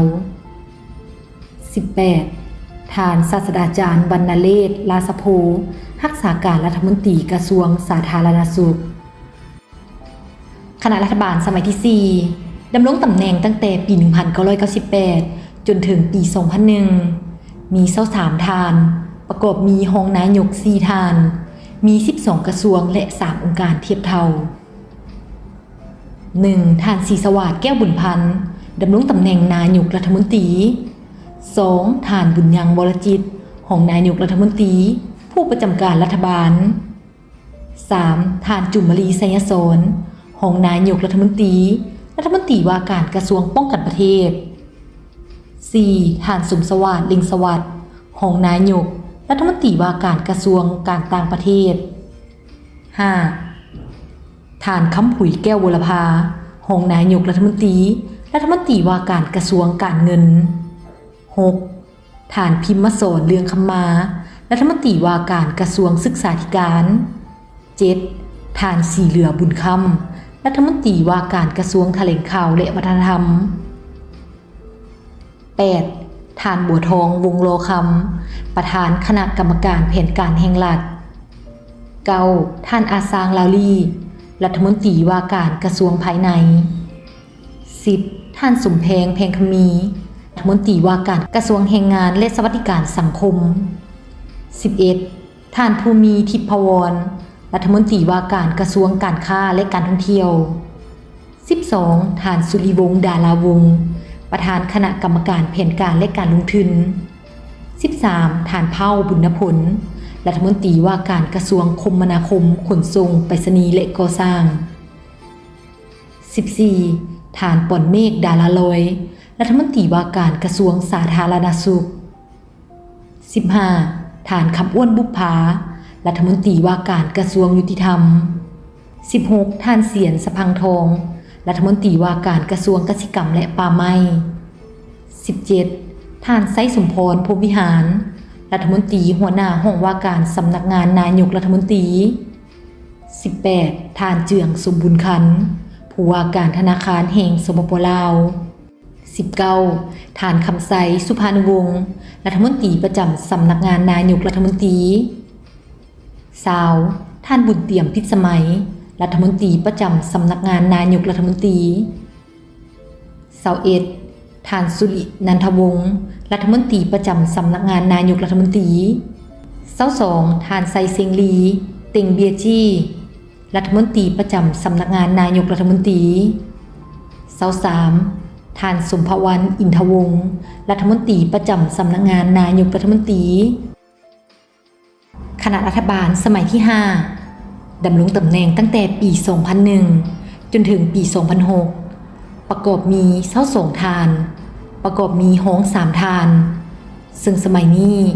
รัฐมนตรีกระทรวงป้องกันชาติบ่ได้เป็นรองนายกรัฐมนตรี 1. ท่านบุญยังวรจิตรดำรงตำแหน่งนายกรัฐมนตรี 2. ท่านอาซางลาวลีรองนายกรัฐมนตรี 3. ท่านทองลุ้นศรีสุริตรองนายกรัฐมนตรีประธานคณะกรรมการแผนการและการร่วมมือ 4. ท่านสมสวัสดิ์ลิงสวัสดิ์รองนายกรัฐมนตรีว่าการกระทรวงการต่างประเทศ 5. ท่านพลตรีดวงใจพิจิตรรัฐมนตรีว่าการกระทรวงป้องกันประเทศ 6. ท่านสุกันต์มหาราชรัฐมนตรีว่าการกระทรวงการเงิน 7. ท่านพิมพ์สอนเรืองคำมารัฐมนตรีว่าการกระทรวงศึกษาธิการ 8. ท่านสมพันธ์แพงคำมีรัฐมนตรีว่าการกระทรวงแรงงานและสวัสดิการสังคม 9ท่านภูมิทิพวรรัฐมนตรีว่าการกระทรวงการค้า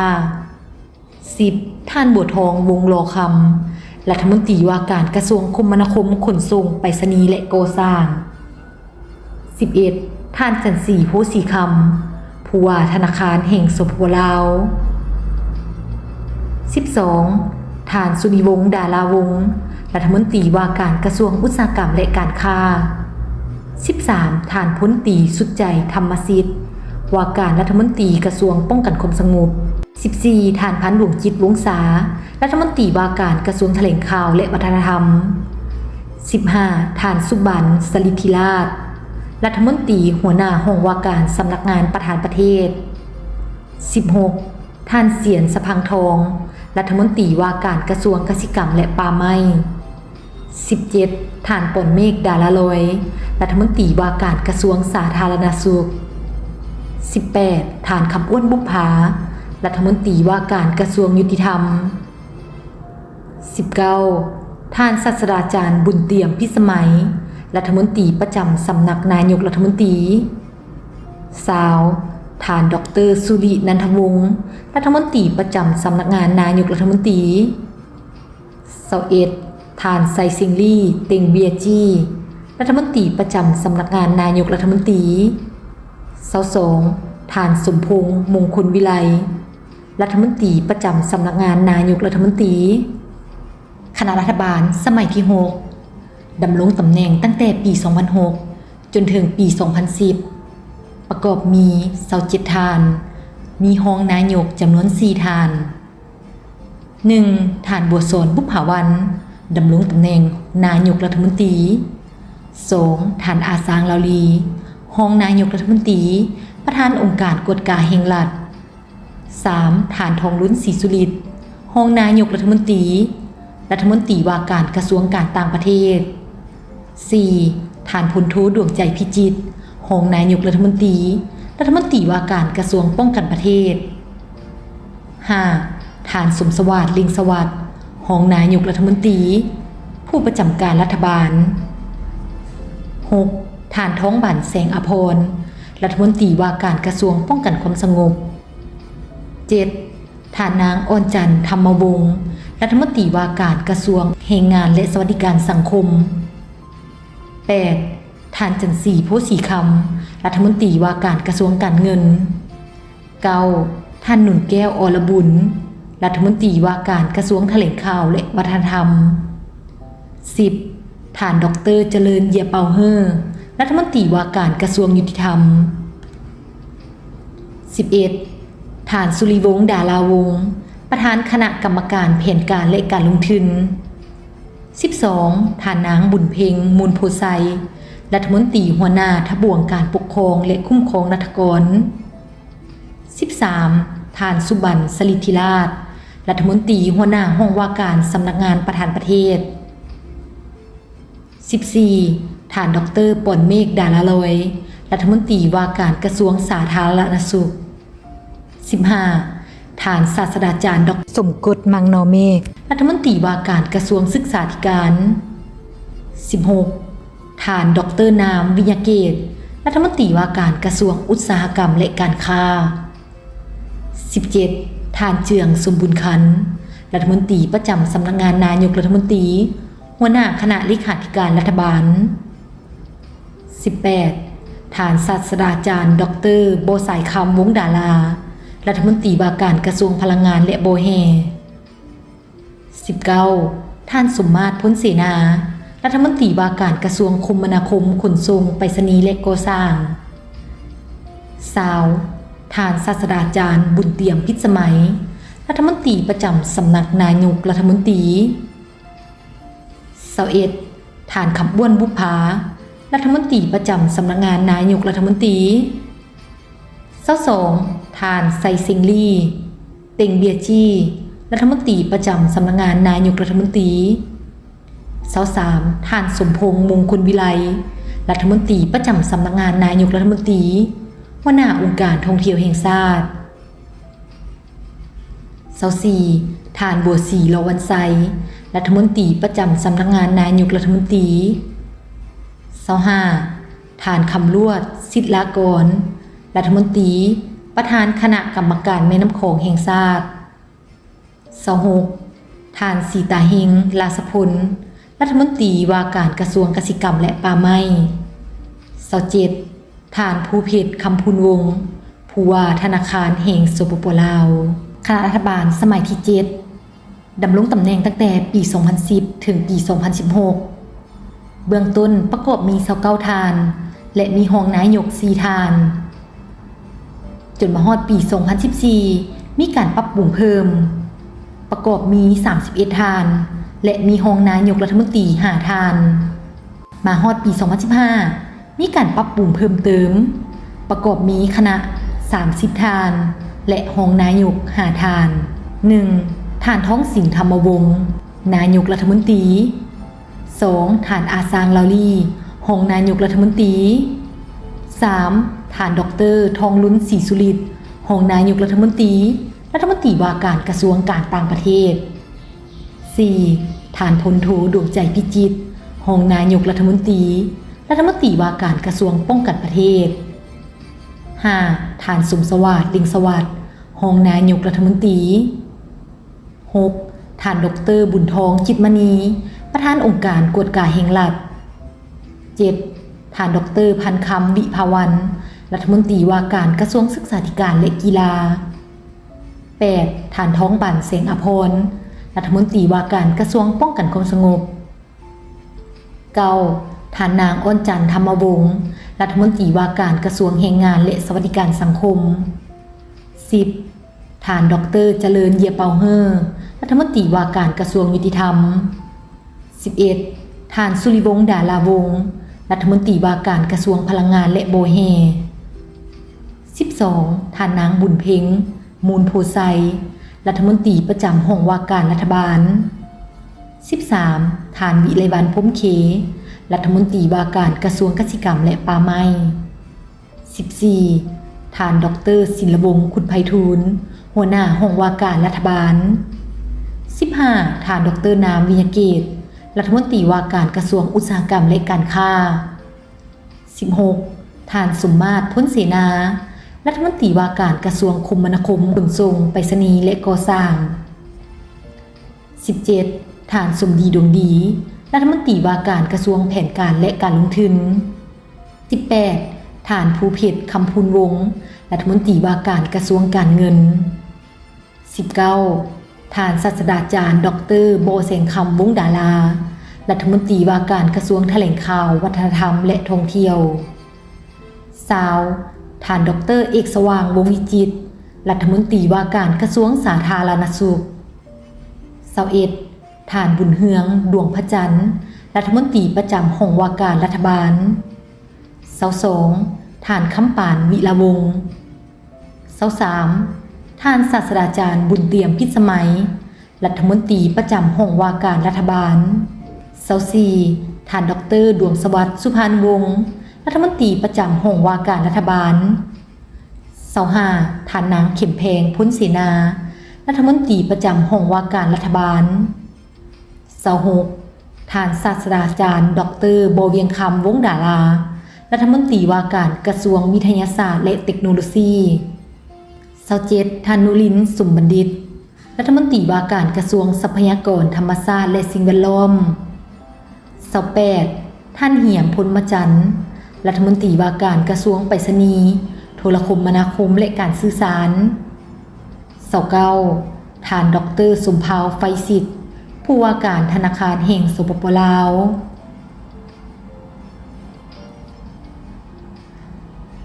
และในการปรับปรุงปี 2014 เพิ่มเติมดังนี้ 1. ท่านบุญปอนพุทธนาวงศ์ดำรงตำแหน่งรองนายกรัฐมนตรี 2. ท่านดร.พันคำวิภาวันรองนายกรัฐมนตรี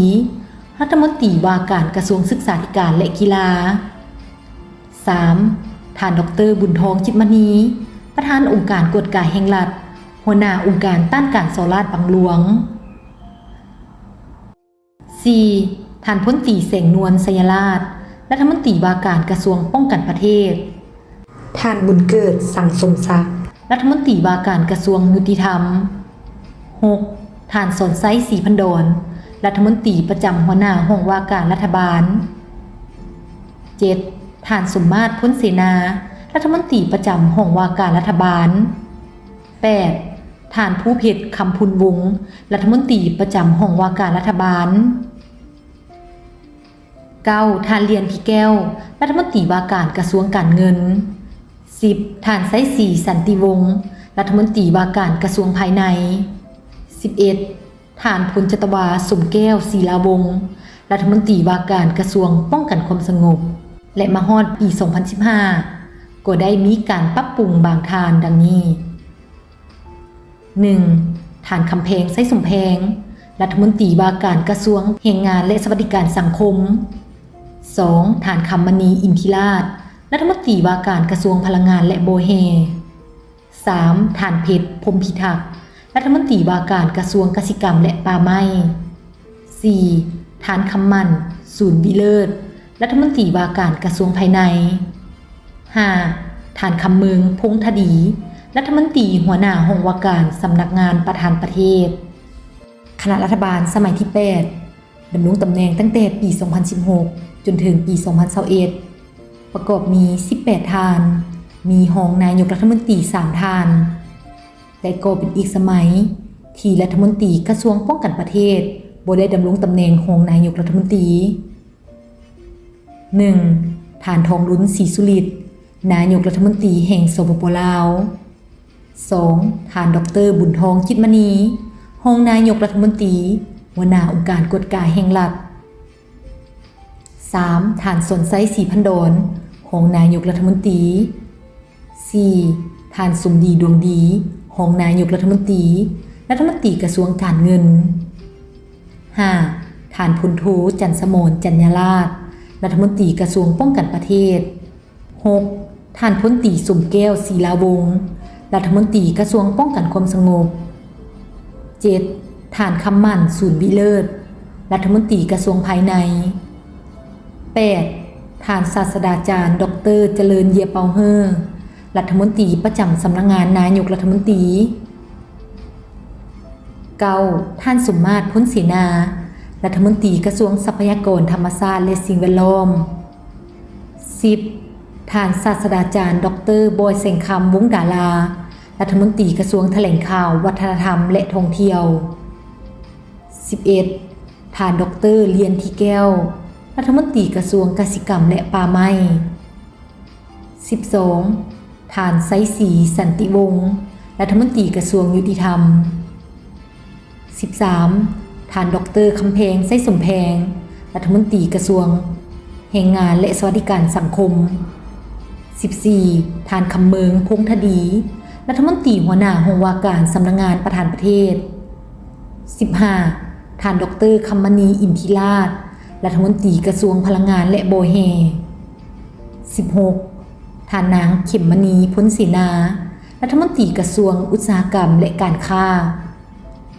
17. ท่านศาสตราจารย์ดร.โบเวียงคำวงศ์ดารารัฐมนตรีกระทรวงวิทยาศาสตร์และเทคโนโลยี 18. ท่านเสลิมไซกรมสิทธิ์รัฐมนตรีกระทรวงการต่างประเทศ 19. ท่านดร.สมภาวไฟสิทธิ์ผู้ว่าการธนาคารแห่งสปป.ลาว 20. ท่านนางแสงเดือนลาจันทบูรณ์รัฐมนตรีกระทรวงศึกษาธิการและกีฬา 21. ท่านทันสมัยกรมสิทธิ์รัฐมนตรีกระทรวงไปรษณีย์โทรคมนาคมและการสื่อสาร 22. ท่านดร.บุญจันทร์สินทวงศ์รัฐมนตรีกระทรวงโยธาธิการและขนส่ง 23. ท่านดร.สุพันธ์แก้วมีไซรัฐมนตรีกระทรวงแผนการและการลงทุน 24. ท่านดร.เพชรพรหมพิทักษ์รัฐมนตรีหัวหน้าห้องว่าการสำนักงานนายกรัฐมนตรี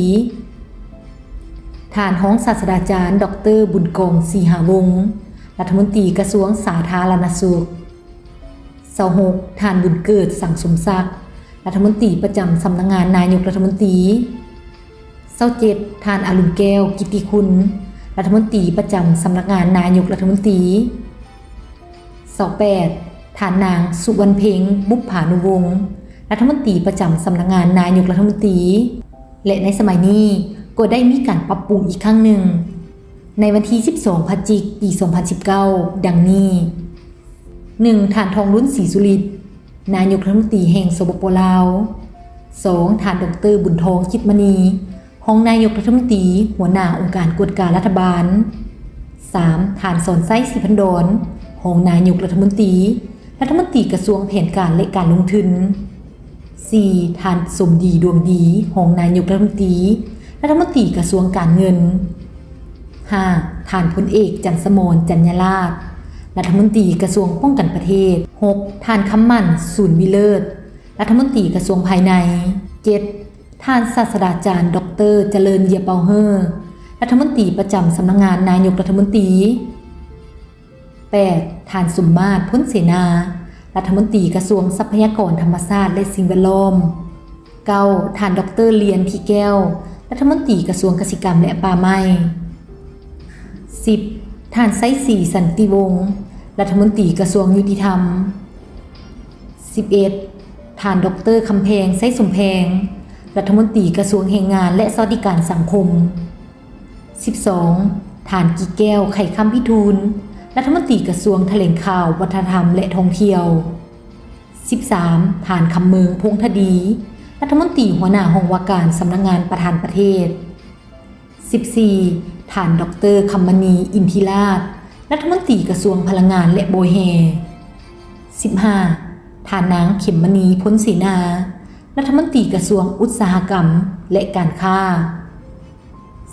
16. ท่านดร.โบเวียงคำวงศ์ดารารัฐมนตรีกระทรวงวิทยาศาสตร์และเทคโนโลยี 17. ท่านเฉลิมไซกลุ่มมัสยิดรัฐมนตรีกระทรวงการต่างประเทศ 18. ท่านนางแสงเดือนลาจันทบูรณ์รัฐมนตรีกระทรวงศึกษาธิการและกีฬา 19. ท่านทันสมัยกลุ่มมัสยิดรัฐมนตรีกระทรวงไปรษณีย์โทรคมนาคมและการสื่อสาร 20. ท่านดร.บุญจันทร์สินทวงศ์รัฐมนตรีกระทรวงโยธาธิการและขนส่ง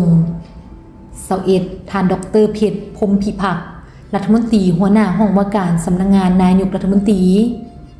22. ท่านรองศาสตราจารย์ดร.บุญกองศรีหาวงศ์รัฐมนตรีกระทรวงสาธารณสุข 23. ท่านบุญเกิดสังสมศักดิ์รัฐมนตรีประจำสำนักงานนายกรัฐมนตรี 24. ท่านอรุณแก้วกิตติคุณรัฐมนตรีประจำสำนักงานนายกรัฐมนตรี 25. ท่านนางสุวรรณเพ็งบุพผานุวงศ์รัฐมนตรีประจำสำนักงานนายกรัฐมนตรี 26. ท่านพลโทวิไลลาคำฟองรัฐมนตรีกระทรวงป้องกันความสงบ 27. ท่านสนไซสิทธิพไซผู้ว่าการธนาคารแห่งสปป.ลาวคณะรัฐบาลสมัยที่ 9 ดำรงตำแหน่งตั้งแต่วันที่22 เดือน 3 ปี 2021 จนถึงปี 2025 ประกอบมี 17 กระทรวงและ2องค์การเทียบเท่า 1. ท่านพันคำวิภาวันนายกรัฐมนตรีแห่งสปป.ลาว 2. พลเอกจันทร์สมรจัญญราษฎร์รองนายกรัฐมนตรีกระทรวงป้องกันประเทศ 3. ท่านสนไซศรีพันดรรองนายกรัฐมนตรีกระทรวงแผนการและการลงทุน 4. ท่านกีแก้วไข่คำพิทูลรองนายกรัฐมนตรี 5. ท่านพลโทวิไลลาคำฟองรัฐมนตรีกระทรวงป้องกันความสงบ 6. ท่านเฉลิมไซกลุ่มมัสยิดรัฐมนตรีกระทรวงการต่างประเทศ 7. ท่านดร.คำแพงไซสมแพงรัฐมนตรีกระทรวงอุตสาหกรรมและการค้า 8. ท่านคำเจนวงศ์โพสี รัฐมนตรีหัวหน้าห้องว่าการสำนักงานนายกรัฐมนตรี 9. ท่านศาสตราจารย์ดร.โบเวียงคำวงศ์ดารารัฐมนตรีกระทรวงวิทยาศาสตร์และเทคโนโลยี 10. ท่านดร.เพชรพรหมพิพักษ์รัฐมนตรีกระทรวงเกษตรกรรมและป่าไม้ 11. ท่านนางบุญคำบรจิตรัฐมนตรีกระทรวงทรัพยากรธรรมชาติและสิ่งแวดล้อม 12. ท่านสนไซสิทธิพไซผู้ว่าการธนาคารแห่งสปป.ลาว 13. ท่านนางใบคำคัตติยะรัฐมนตรีกระทรวงแรงงานและสวัสดิการสังคม 14ฐานนางสวนสวรรค์วิทยาเกตรัฐมนตรีกระทรวงแถลงข่าววัฒนธรรมและท่องเที่ยว15ฐานบุญโจมสุบรรณประเสริฐรัฐมนตรีกระทรวงการเงิน16ฐานเวียงสวัสดิ์ศรีพันดรรัฐมนตรีกระทรวงโยธาธิการและขนส่ง17ฐานดร.พุทธสิมมาลาวงศ์รัฐมนตรีกระทรวงศึกษาธิการและกีฬา18ฐานบุญแฝงภูมิมาลัยสิทธิ์รัฐมนตรีกระทรวงสาธารณสุข19ฐานไพวีศรีบัวลิภารัฐมนตรีกระทรวงยุติธรรม20ฐานท้องจันทร์มณีไซรัฐมนตรีกระทรวงภายใน21ฐานดาววงศ์พรแก้วรัฐมนตรีกระทรวงพลังงานและโบแฮมาฮอดวันที่30ธันวาคมปี2022ฐานพันคำวิภาวันนายกรัฐมนตรีสุดที่9ได้ขอพักผ่อนบำนาญและในวันเดียวกันนั้นก็ได้ประกาศแต่งตั้งฐานสนไซศรีพันดรขึ้นดำรงตำแหน่งนายกรัฐมนตรีสุดที่9กลางสมัยและก็ได้ปรับปรุงคณะรัฐบาลดังนี้ 1. ฐานสนไซศรีพันดรนายกรัฐมนตรีแห่งสปป.ลาว 2. ฐานพลเอกจันทร์สมรจัญญราษฎร์รองนายกรัฐมนตรีกระทรวงป้องกันประเทศ 3. ฐานกิแก้วไข่คำพิทูลรองนายกรัฐมนตรี 4. ฐานเฉลิมไซกรมสิทธิ์รองนายกรัฐมนตรีกระทรวงการต่างประเทศ 5. ฐานพลเอกวิไลหลาคำฟองรองนายกรัฐมนตรีกระทรวงป้องกันความสงบ